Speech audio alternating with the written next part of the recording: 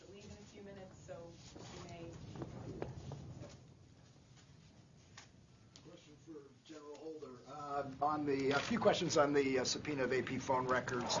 Did you sign off on this subpoena for 2 months of AP phone records?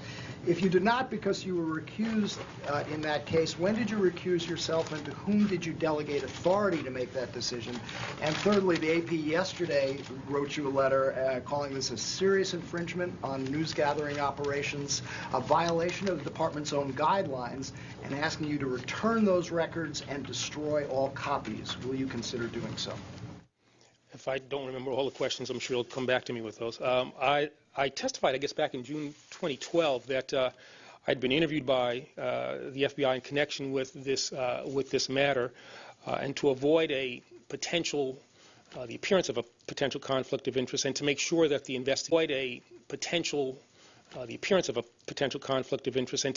that the investigation was seen as independent. I recused myself from this matter. We'll get to you exactly when that happened. It was early on in the investigation. This matter has thereafter been conducted by the U.S. Attorney here in Washington, D.C. under the supervision of the Deputy Attorney General. Secretary Sebelius has to leave in a few minutes, so you may. Question for General Holder. On the a few questions on the subpoena of AP phone records. Did you sign off on this subpoena for 2 months of AP phone records? If you did not, because you were recused in that case, when did you recuse yourself, and to whom did you delegate authority to make that decision? And thirdly, the AP yesterday wrote you a letter calling this a serious infringement on news gathering operations, a violation of the department's own guidelines, and asking you to return those records and destroy all copies. Will you consider doing so? If I don't remember all the questions, I'm sure you'll come back to me with those. I testified, I guess, back in June 2012 that I'd been interviewed by the FBI in connection with this matter, and to avoid a potential, the appearance of a potential conflict of interest, and to make sure that the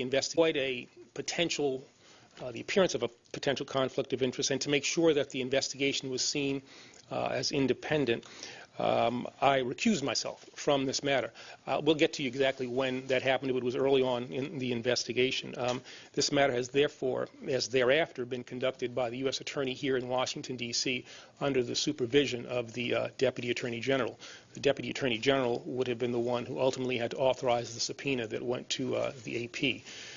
Now, I'm not familiar with all that went into the formulation of the subpoena. I was recused from that matter, but I'm confident that the people who are involved in this investigation, who I know for a great many years, and who I've worked with for a great many years, followed all of the appropriate Justice Department regulations and did things according to DOJ rules. So I'm sure that might. Do you understand why people in the news gathering business, such as us, would find this trouble? Well, as I said, I don't know all that went into the formulation of the subpoena. This was a very serious leak, and a very, very serious leak. I've been a prosecutor since 1976, and I have to say that this is among, if not the most serious, it is within the top 2 or 3 most serious leaks that I've ever seen. It put the American people at risk, and that is not hyperbole. It put the American people at risk, and trying to determine who was responsible for that, I think, required very aggressive action. And as I said, I'm sure that the subpoena as formulated, based on the people that I know, I don't know about the facts, but based on the people I know, I think that that subpoena was done in conformance with DOJ regs. Mr. Attorney General, the AP says that it found out about this after the fact, after the records were already taken. Why was no attempt made to seek the AP's voluntary cooperation? Again, you're getting into matters that are beyond my knowledge. I was recused in the matter, so I don't know. Are you comfortable with that approach? Because ordinarily, wouldn't protocol require that you would try to approach for voluntary cooperation? Well, I don't know what the circumstances were here, and so, how things are done in a particular investigation have to be dictated by the facts, and I frankly don't have the knowledge of those facts. I think the real question here, the underlying question, is the policy of the administration when it comes to the ability of the media to cover the news. And I think the question for you is, given the fact that this news organization was not given an opportunity to try to quash this in court, as has been precedent, it leaves us in the position of wondering whether the administration has somehow decided policy-wise that it's kind of going to go after us. Well, that is certainly not, I mean, I can talk about policy. That is certainly not the policy of this administration. If you will remember, in 2009, when I was going through my confirmation hearings, I testified in favor of a reporter shield law. We actually, as an administration, took a position in favor of such a law. Didn't get the necessary support up on the Hill. It is something this administration still thinks would be appropriate of such a law. Didn't get the necessary support up on the Hill. It is something this administration still thinks would be appropriate. We've investigated cases on the basis of the facts, not as a result of a policy to get the press or to do anything of that nature. The facts and the law have dictated our actions in that regard. Mr. Attorney General, you said that it's not hyperbole that this put American lives at risk. If the underlying investigation was basically being run with the knowledge and with the hand of the U.S. government, why was there any risk to Americans when that information came out? Well, I can't answer that question. Can you elaborate on your decision to recuse yourself and when you did that? As I said, it was towards the beginning of the investigation, and perhaps we can get for you the exact date. I don't know when that was. But as I said, it was because I was one of the people who had knowledge of this matter. I have frequent contact with the media and try to make sure that this investigation was seen as one that was independent and to avoid even the possibility of an appearance of a conflict. I made the determination to recuse myself. Are you also recused from the Stuxnet investigation? On the IRS controversy, is there any concern that, on the IRS controversy, is there any concern that criminal laws have been broken, and if so, have you ordered an investigation? I have ordered an investigation to be begun. The FBI is coordinating with the Justice Department to see if any laws were broken in connection with those matters related to the IRS. Those were, I think, as everyone can agree, if not criminal, they were certainly outrageous and unacceptable, but we are examining the facts to see if there were criminal violations. When did you order that? On Friday. Are you also recused from the Stuxnet investigation out of Maryland? I'm not going to comment on that. General Holder, with the IRS and AP situation, a lot of Americans say they don't trust the administration right now. What can you say to them that you can ensure that they should trust all of you? Well, to the extent that we have determined that actors in government have gone beyond what they were supposed to do, broken regulations, broken rules, broken the law, we have prosecuted people. We have held people accountable. We have tried to do things according to the rules. There are going to be people occasionally who will not do so. It is then incumbent upon us who have enforcement responsibilities to make sure that we hold those people accountable. And I think our record shows that over the last 4.5 years we've done that. The regulations require these subpoenas to be drawn as narrowly as possible. Do you believe that in this case, where there was a 2-month period of 20 different phone lines, is that, in your view, a narrowly drawn request? One thing I would refer you to, the Deputy Attorney General has written a letter in response to the AP letter. I assume, I don't know if it's been made available yet, but that has a number of factual assertions in it that contradict some of the assertions that were made by the letter that came from the AP. So I would refer you to that with regard to a response to that question. Taking together the AP story, the IRS story, the failure to close Guantanamo, there's a growing sense that this administration's record on civil liberties has not lived up to the promises that you and others made beginning in 2008 and the criticisms of the past administration. Looking broadly at this administration's civil liberties record, are you disappointed, and why hasn't more been done? I'm proud of what we have done. The policies that we put in place with regard to, let's say, the war on terror. We decided that certain interrogation techniques were not going to be used.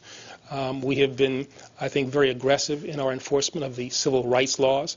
There have been a whole host of things that this administration has done, this Justice Department in particular, that are consistent with what I think the President campaigned on and what we promised at the beginning of this administration. The interrogation practices, those changed during the last administration. The President signed executive orders that effectively just continued what had already happened. You mentioned civil rights laws, but there are so many other examples where people are disappointed in this administration's civil liberties record, both on the left and the right. Do you need to change course, and aren't you trampling on civil liberties the same way the Bush administration did? No, we're not. This administration has put a real value on the rule of law and our values as Americans. I think the actions that we have taken are consistent with both. If one looks at, in a dispassionate way, what we have done in a whole variety of areas, I found a moribund civil rights division, and that we have done in a whole variety of areas. I found a moribund civil rights division, and that is a division now that has brought record numbers of cases, protected record numbers of people. I would take issue with you with regard to how we have conducted the war on terror, and with regard to interrogation policies. There were changes made by this administration, a repudiation of OLC opinions that existed when we came into office. So we're talking about, I think, changes that were consistent with, as I said, what the President campaigned on and what we talked about early on. Carrie? Have expressed some concern about a lack of transparency with regard to the administration's drone program and promised more transparency. What are you going to do about it? Yeah, we are in the process of speaking to that. I made a promise. That is a promise that I think will be kept, both by me and by the President, in a relatively short period of time. We have a rollout that will be happening relatively soon. The phone records in the AP case, the notification spoke to phone records because the Justice Department's internal regulation speaks to phone records. Those regulations don't speak to email records. Based on your briefings, either at the time or now that it's all come out, can you say whether journalists' email records, including contents of email records that may be older than 6 months, were accessed as part of this investigation? Again, you'd have to refer to the letter that the Deputy Attorney General prepared. It actually is, I think, from what I understand, I've only seen it in draft form, but it is pretty specific about times, dates in which things were acquired and what actually was acquired, but it is all in the letter that the Deputy Attorney General sent back to the AP. This is the first time we've had a chance to speak to you since the Boston Marathon bombing. Any evidence so far that the attackers received some training and or support from Russia? That investigation is ongoing. I don't want to comment too much on it. I mean, I will note that the FBI director was in Moscow last week. We've gotten good cooperation from the Russians, but we're exploring everything in connection with that matter. Was AP the only news organization that got their records subpoenaed? That'll be for the Deputy Attorney General and the U.S. Attorney to respond to.